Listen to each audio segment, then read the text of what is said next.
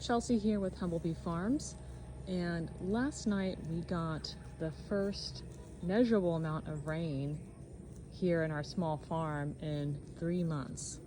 We're located near Bastrop, Texas, so south central Texas, and it has been dry. It has been terrible, but already after just one rain event, and it's about a little less than 1.5 inches, we're seeing everything perk up. But I thought it'd be a good opportunity to showcase what we've been doing to increase our drought tolerance and increase our water holding capacity, which is really the key here, to make our farm more resilient, more lush, more green. And we're in the very early stages, and I always get mad at myself because I have the after photo, but I don't have the before. So I thought this would be a great opportunity to kind of walk through the before, if you will. So what we're looking at is just the cow pasture that we have. Of course, there's no grass, so don't expect that. We're out here in the woods. We're clearing off dead trees, thinning weak ones, opening things up, planting cover crops, doing what we can to add grass and add fertility. But with this drought, it really has been slow going. So no worries, we still continued. We used this opportunity to lay down as much carbon as we could in the form of wood chips, and then letting Maggie, the cow, do her job of spreading her manure, spreading her hay, all that good stuff. But I want to showcase just a couple things here. First of all, I'm standing on a hillside. It's kind of hard to see the slope, but you see all the wood chips we have down here. These are cedar chips. We take down a lot of dead cedars here, so cedar is the most abundant we have available. So I'm going to use them, especially on the pathway, especially in areas where I'm not actively gardening or planting into. I'm going to use them. And even if I just had cedar chips, honestly, I'd use them in the garden too if I had to. I'll do another post on that later. But anyways, you can see how well this held. Now, if I come over here, and actually let's come up this way, where I did not put chips down, we have some erosion. So that rain came in about 30 minutes. It wasn't the most intense rain event we've had, but it was a pretty good one, and we're thankful for that. But still, this is what happens.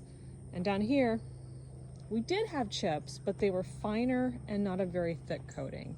So it created this little rivulets. I think I'm saying that right.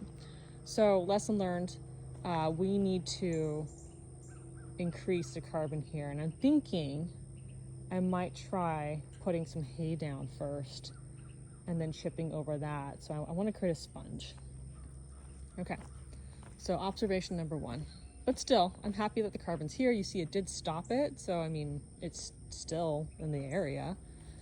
It just didn't completely keep the ground from shifting. Now if I come down here, on the other hand, this is where Megan the cow has been. You see the hay is dispersed nicely. We have a leaf coating too, because the drought did cause our trees to start shedding their leaves. They're now nice and green and pretty up above because they lost all their dead leaves. But anyways, if I walk around here, I'm on a sponge. It feels good. And I see all this great organic matter. And what I want to do with this now is I'm going to go ahead and plant some cover crop seed that I had bought for earlier this year and decided not to plant because of how dry we were. It was just going to be a waste.